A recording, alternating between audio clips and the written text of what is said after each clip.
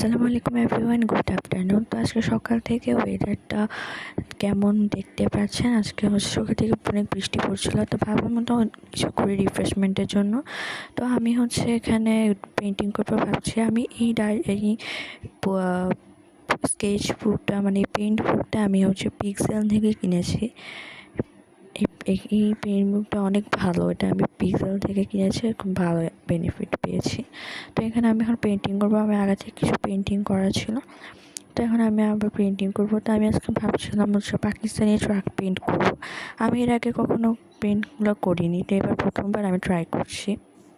তো আগে থেকে আমি এখানে এঁকে রেখেছিলাম যাতে আমার সুবিধা হয় ভিডিও করতে আর আপনাদের দেখাতে। তো আমি এই ব্রাশগুলো ইউজ করব।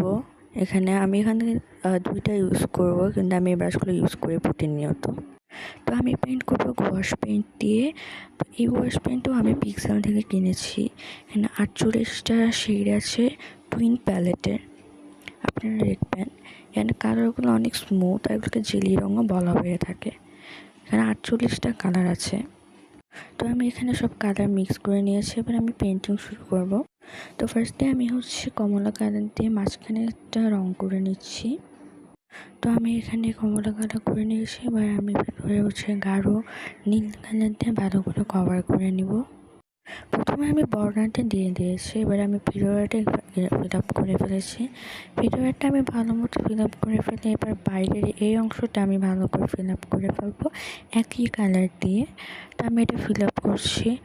তো এটা ফিল আপ করার পরে আমি এখানে মাঝখানে যে অংশ সেখানে একটু কালার করব। তো এই জায়গাটা কালার করা শেষ হয়ে গেছে আমার, এই জায়গাটা কালার করা শেষ। এবার আমি ভিতরে এই যে একটা বর্ডার দিয়েছি, বর্ডারে আমি একটা স্কাই ব্লু কালার দিব বর্ডারটাতে। আর মাঝখানে যে আছে তার পাশে একটু করে দিব। এবার আমি মাঝখানের পাশেরটা এখানে বর্ডারটা আমি ভালো মতো কভার করে দিয়েছি। ভালো মতো বর্ডারটা কভার করে নিচ্ছি। এখানে যে ডিটেলগুলো দিয়েছিলাম ওগুলো কালার করে নিচ্ছি আমি এখন। তো ওগুলো ভালো করে কালার করে নিয়েছি। এবার আমি কিছু ডিটেলিং করবো। তো আমি কর্নারে একটু ডিটেলিং করছি ফার্স্টে। এখানে আমি একটু ফুল টাইপের কিছু আঁকতে চাচ্ছিলাম যে করবো, আর ওই কর্নারে আবার দিব। তো আমি আঁকা শেষ করে এবার ভিতরে কিছু ডিটেল দিব। আসলে আমি কী ডিটেল দেবো আমি বুঝতে পারছিলাম না, তাও আমি দিচ্ছিলাম যা মাথায় আসছিল।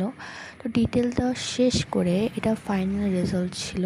আর যেহেতু আমি এর আগে কখনো করিনি, তো আমি এত ভালো আইডিয়া নেই, কিন্তু এটা আমি বলবো যেখানে কালার কম্বিনেশনটা ভালো ছিল। এখানে একটা আমার পেনটা নষ্ট হয়ে গেছিলো, মাঝখানে আমি কিছু লেখার জন্য জায়গা রেখেছি, যদি পরে ইচ্ছা হয় তাহলে লিখবো। এত ভালো না হলেও কালার কম্বিনেশনটা অনেক ভালো ছিল। তো সবশেষে এতটুকুই। আসসালামু আলাইকুম।